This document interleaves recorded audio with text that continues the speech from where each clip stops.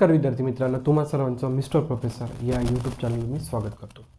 आपला हा video lecture number 3 ज्यामध्ये आपण प्रिव्हियस इयर क्वेश्चन्स डिस्कस करत आहे ऑसिलेशन्स या चॅप्टर. हे लक्षात ओके. तर जो काही पहिला क्वेश्चन आपण डिस्कस करणार आहे तो AIPMT 2015 आणि जो काही सेकंड क्वेश्चन आहे तो महाराष्ट्र CET 2017. मेनली आपला फोकस असतो नेहमीप्रमाणे महाराष्ट्र CETवर, परंतु आपल्याला अदरही एक्झामचे क्वेश्चन्स डिस्कस करावे लागतात जेणेकरून तशाही टाईपचे क्वेश्चन्स आपल्या महाराष्ट्र CETमध्ये येण्याचे चान्सेस राहतात. आणि हे प्रत्येक व्हिडिओमध्ये मी सांगतोच तुम्हाला ओके, आणि सांगणं गरजेचं आहे हे लक्षात. तर बघा आपण पहिला क्वेश्चन डिस्कस करूया. अतिशय इझी आहे ओके.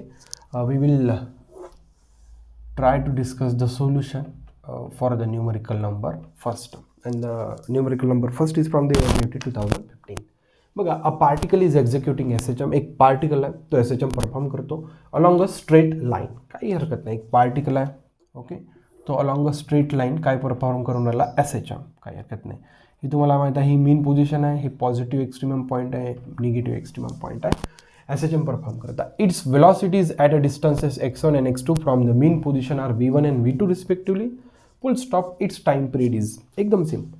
मीन पोझिशनपासनं पार्टिकल जेव्हा x1 डिस्टन्सवर होता तेव्हा त्याची वेलॉसिटी v1 होती. मीन पोझिशनपासनं पार्टिकल जेव्हा x2 डिस्टन्सवर होता तेव्हा त्याची वेलॉसिटी v2 होती. दिलेली condition. They are asking to find the time period of that particle. Time पिरियडचा फॉर्म्युला माहिती आहे, T इक्वल्स टू काय राहतो 2π/ω. म्हणजे मला जर टाइम पिरियड फाइंड आउट करायचा राहिला जो पार्टिकल SHM परफॉर्म करत आहे त्याच्यासाठी मला काय फाइंड आउट करावं लागणार, अँग्युलर फ्रिक्वेन्सी. That's it. जर मी अँग्युलर फ्रिक्वेन्सी फाइंड आउट करण्यास समर्थ राहिलो तो I will get the solution to find the time period of that particle which is performing the SHM along a straight line. Okay, this is the given. म्हणजे या सगळ्या गोष्टी आपल्याला given दिल्या आहेत ओके. आणि गिवन काय दिलेलं आहे, मीन पोझिशनपासून पार्टिकल जेव्हा x1 डिस्टन्सवर होता तेव्हा त्या पार्टिकलची वेलॉसिटी v1 होती. x2 डिस्टन्सवर होतं तेव्हा पार्टिकलची वेलॉसिटी काय होती v2. चला, काही हरकत नाही. बघा, म्हणजे आपल्याला गिवन आहे की वेलॉसिटी आणि डिस्टन्स दिलेला आहे. ठीक आहे. वेलॉसिटीचा आपल्याकडे एक फॉर्म्युला आहे, v equals to omega square root of a square minus x square. x म्हणजे काय झाला, डिस्टन्स. जेव्हा पार्टिकलचं डिस्टन्स x1 होतं तेव्हा वेलॉसिटी काय झाली v1. जेव्हा पार्टिकलचा डिस्टन्स x2 राहणार तेव्हा वेलॉसिटी काय झाली v2. चला, काही हरकत नाही. बघा, इथून आपण ओमेगा फाइंड आउट करू शकतो ओके. बघा, आपण आता याला असं लिहू शकतो मी. बघा, स्क्वेअर रूट काढूया आपण, स्क्वेअरच्या फॉर्ममध्ये लिहूया. म्हणजे v स्क्वेअर झाला, ओमेगा स्क्वेअर झाला, square root and square get cancel, a square minus x square. ठीक आहे. आता जेव्हा डिस्टन्स x1 होतं तेव्हा वेलॉसिटी काय होती v1 ओके. अँग्युलर फ्रिक्वेन्सी तर चेंज नाही झाली आणि ॲम्प्लिट्यूड पण चेंज नाही झाला. मग सेकंड पार्टिकलसाठी लिहू v2 square equals to omega square a square minus x2 square okay. Make it equation number first and second. आता काय करायचं आपल्याला इथं पाहिजे ओमेगा ओके. बघा, या गिवन कंडिशन्सनुसार आपल्याकडनं दोन इक्वेशन आले. आता या दोन इक्वेशनचा यूज करून आपल्याला काय फाइंड आउट करायचं, ओमेगा. बघा, एकदम इझिली फाइंड आउट करू शकतो. पहिल्या इक्वेशनमधनं सेकंड इक्वेशन काय करा, सबट्रॅक्ट करा. म्हणजे v1 square minus v2 square.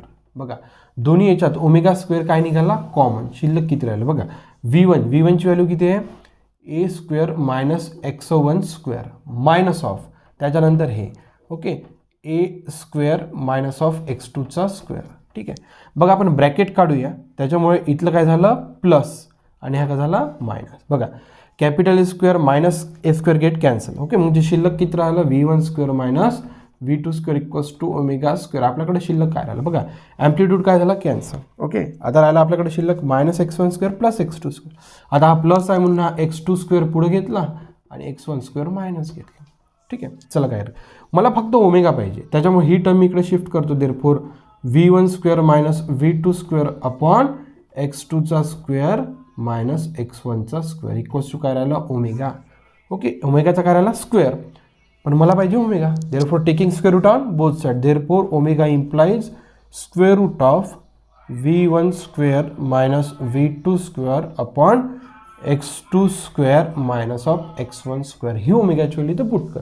Therefore time period becomes t equals to 2π divided by omega. ठीक आहे. Therefore square root of v1 square minus v2 square upon x2 square minus x1 square. या फॉर्मॅटमध्ये option आहे का बघा. बघा, या फॉर्मॅटमध्ये ऑप्शन नाही आहे ओके. 2πला लागलेली टर्म आहे त्याच्यामुळे इथं आपल्याला हा जो काही टर्म आहे हा वर जाणार आणि ती काय राहणार खाली. Therefore 2π square root of x2 square minus x1 square upon v1 square minus v2 square. बघा 2 पाय तर सगळ्या ऑप्शनमध्ये दिसतो, परंतु आपल्याला वर काय पाहिजे x2 square minus x1 square, x2 square minus x1, खाली काय पाहिजे v1 square minus v2 square. Therefore the option number second is the correct one and the question is from the AIPMT 2015. खूप मोठा लॉजिक नव्हता. Given काय दिलेला आहे, एक पार्टिकल आहे, फ्री बॉडी डायग्राम नेहमी म्हणत असतो मी, फ्री बॉडी डायग्रामवर जोर दे. पार्टिकल आहे तो SHM परफॉर्म करत आहे डिफरंट डिस्टन्सेसवर. x1वर त्याची वेलॉसिटी v1 आहे, x2वर त्याची वेलॉसिटी v2 आहे. फक्त ती कंडिशन दिलेलं आहे आणि त्यांनी आपल्याला विचारलं they are asking to find the time period of the executing particle which is performing the SHM. त्यानंतर मग आपल्याला एक लक्षात आलं की वेलॉसिटी आणि जे काही डिस्टन्स दिलं त्याच्यामध्ये एक वेलॉसिटीच्या फॉर्म्युल्यावरून रिलेशन क्रिएट झालं आणि त्याच्यावरून या इक्वेशन आणि इक्वेशन 2 मधून मी ओमेगा इझिली फाइंड आउट करू शकतो. इथं लक्षात आपण ओमेगा कसं फाइंड आउट केलं, v1 इक्वेशन 1 मधून इक्वेशन 2 काय केलं, सबट्रॅक्ट केलं. मग इथं ओमेगा स्क्वेअर कॉमन निघाला, मग ओमेगा घेतला, ओमेगाची व्हॅल्यू फाइंड आउट केली. पहिल्यांदा हा सोल्युशन आला. या फॉर्मॅटमध्ये ऑप्शन नाही आहे, आपल्याला काय करायचं फक्त ॲडजस्टमेंट. इथं आपण एक सिम्पल फॉर्म्युला यूज केला a/b डिवायडेड बाय c, तर a c इंटू b. या फॉर्मॅटमध्ये बघा एच्या जागी आपल्याकडे 2 पाय आहे, बीच्या जागी आपल्याकडे वरची टर्म आहे, सीच्या जागी ही टर्म आहे. तर ही सी कोणाजवळ जाईल, ए जवळ. बघा सी कोणाजवळ गेला, ए जवळ. That's it. सिंपल अल्जेब्रा आहे, ते तुम्ही 7वी 8वीत शिकलेलंच आहे. ठीक आहे. बघा अशा पद्धतीने जर तुम्ही केलं तर काही मोठी अडचण नाही. तुम्ही पॉज करून नोट डाऊन करू शकता, म्हणजे जेणेकरून आपण सेकंड क्वेश्चन आता सॉल्व्ह करण्याचा प्रयत्न करूया. चला चला चला चला चला चला, काही हरकत नाही. ओके. बघा अशा पद्धतीने आपल्याला तो ऑप्शन मिळतो. खूप मोठा अल्जेब्रा नव्हता, परंतु काय नाही, तर प्लस मायनसमध्ये जर गडबड झाली तर तुमचा ऑप्शन चुकण्याचे चान्सेस आहे. आणि नेहमी आपण प्लस मायनसमध्येच गडबड करण्याचे चान्सेस जास्त आहेत. तुम्ही एखादा मोठा कॉन्सेप्ट शिकून घ्याल 12वीचा, परंतु प्लस मायनसमध्ये घोळ करण्यात आपण उत्कृष्ट गाठू शकतो. चला न्यूमरिकल नंबर सेकंडचा सोल्युशन बघा. हा numerical number second Maharashtra CET 2017 आलेला आहे. A particle performing again SHM starts from the equilibrium position म्हणजेच mean position and its time period is 16 seconds. After 2 seconds, its velocity becomes pi meter per second. Full stop. Amplitude of the oscillation is. ते same कथा आहे. Okay. Particle आहे तो SHM perform करत आहे. This is mean position, this is positive extremum point, this is negative extremum point. Okay. They have given the time period of that particle is 16 second. या पार्टिकलचा time period किती आहे, 16 second. 2 सेकंदानंतर त्या पार्टिकलची velocity किती झाली म्हणते, pi metre per second. They are asking to find the amplitude. Given data आहे आपल्याकडं, टाइम पिरियड आणि velocity. They are asking to find the amplitude. बघा आता ॲम्प्लिट्यूड कोणत्या फॉर्म्युल्यामध्ये, बघा जसं distance equals to a sin omega t. Okay. Okay. आता बघा आपल्याला डिस्टन्स नाही दिलेला आहे, त्याच्यामुळे या डिस्टन्सला आपण वेलॉसिटीमध्ये कन्वर्ट करू शकतो. ओके. कसं, विथ रिस्पेक्ट टू टाईम काय करायचं, डेरिव्हेटिव्ह घ्यायचा. एक्सचा विथ रिस्पेक्ट टू टाइम काय घ्यायचा, डेरिव्हेटिव्ह. बघा ए काय आहे, कॉन्स्टंट आहे, कॉन्स्टंट बाय साईनचा derivative cos of omega t into omega, म्हणजे काय शिल्लक राहिलं, a omega cos of omega t. Left hand साईडला वेलॉसिटी. याच्या लक्षात बघा आता वेलॉसिटी दिलेला आहे, आपल्याला ॲम्प्लिट्यूड फाइंड आउट करायचा आहे. त्याच्यानंतर आपल्याला काय फाइंड आउट करायचं, फक्त एकच गोष्ट राहिला तर ओमेगा. काय फाइंड आउट करायचा, ओमेगा. बघा वेलॉसिटी आपल्याकडे आहे, ॲम्प्लिट्यूड आपल्याला फाइंड आउट करायचा. आपल्याला परत एक अडचण आली, ओमेगा. ओमेगा फाइंड आउट करू शकतो का बरं, कारण की आपल्याला काय दिलं आहे, time period. Time period equals to काय राहते, T equals to 2 pi upon omega. Therefore omega equals to 2 pi upon time period. Time period किती आहे, 16 सेकंड.